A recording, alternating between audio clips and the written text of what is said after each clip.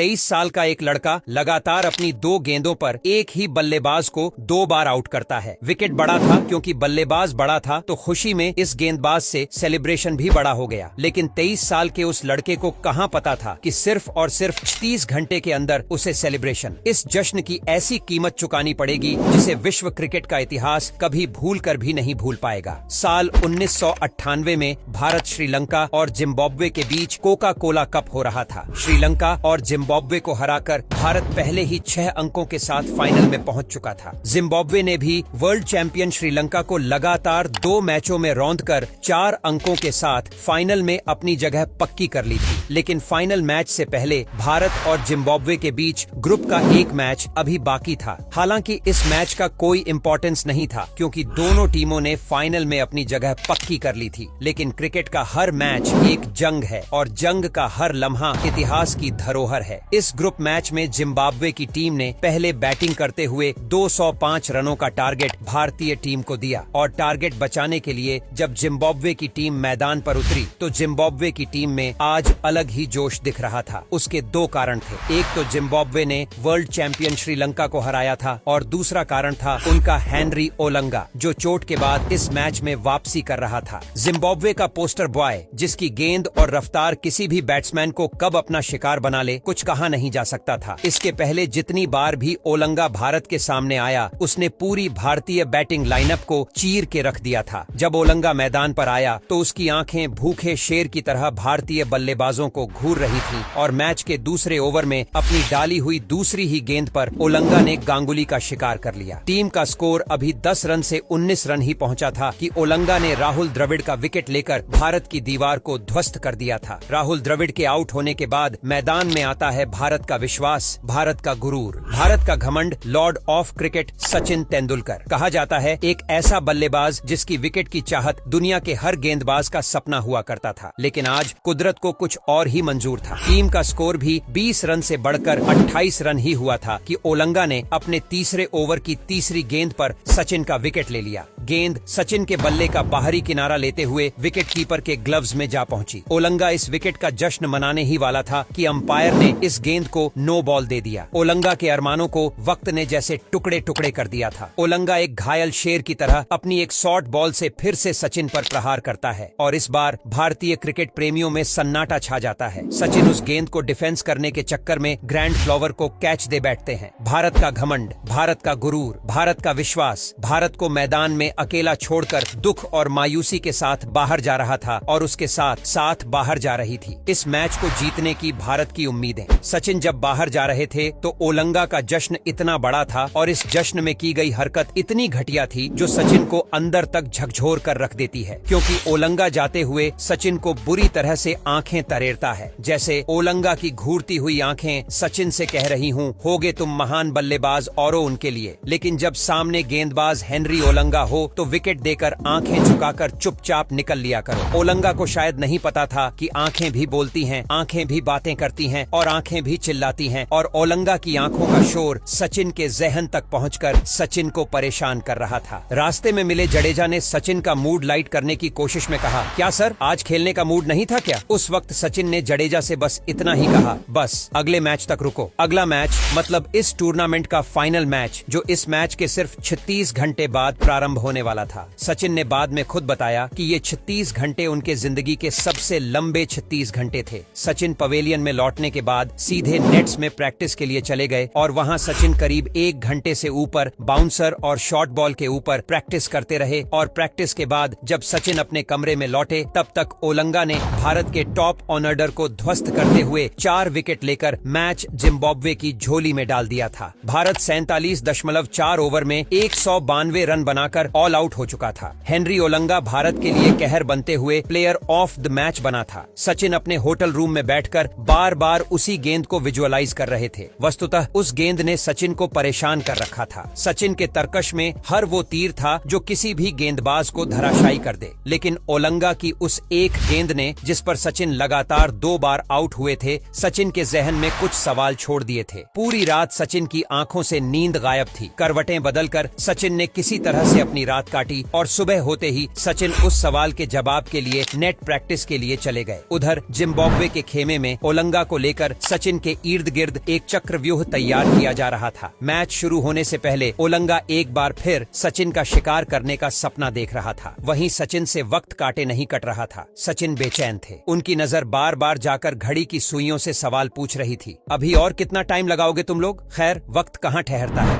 30 घंटे बीत चुके थे। मैच प्रारंभ हुआ और जिम्बाब्वे ने 50 ओवर में 9 विकेट खोकर 196 रन बनाया। हालांकि यह स्कोर बड़ा तो नहीं था, लेकिन जिम्बाब्वे की टीम अपने हेनरी ओलंगा नाम के ब्रह्मास्त्र के दम पर कोका कोला कप का फाइनल मैच जीतने का दम भर रही थी। जिम्बाब्वे का मानना था कि हेनरी ओलंगा की आग उगलती गेंदों का भारत के पास कोई विकल्प नहीं है। सचिन का इंतजार खत्म होता है। सचिन और गांगुली भारत की पारी की शुरुआत करते हैं और फिर उस दिन दुनिया ने पहली बार सचिन का गुस्सा देखा। सचिन की बॉडी लैंग्वेज, सचिन का एग्रेसिवनेस देखकर जिम्बाब्वे के प्लेयर्स रहम की भीख मांग रहे थे। ओलंगा जैसे ही गेंद लेकर आता, सचिन उस पर बाज की तरह टूट पड़ते। शॉट के बाद शॉट, शॉट के बाद शॉट, मानो सचिन हर बॉल को स्टेडियम के बाहर मारने के मूड में थे। उस दिन सचिन ने ओलंगा के साथ जो कुछ भी किया वह ओलंगा के लिए किसी मौत से कम नहीं था। ओलंगा की ऐसी धुनाई देखकर लग रहा था कि मानो सचिन कोई क्रिकेट का मैच खेलने नहीं बल्कि जंग लड़ने के लिए उतरे हों।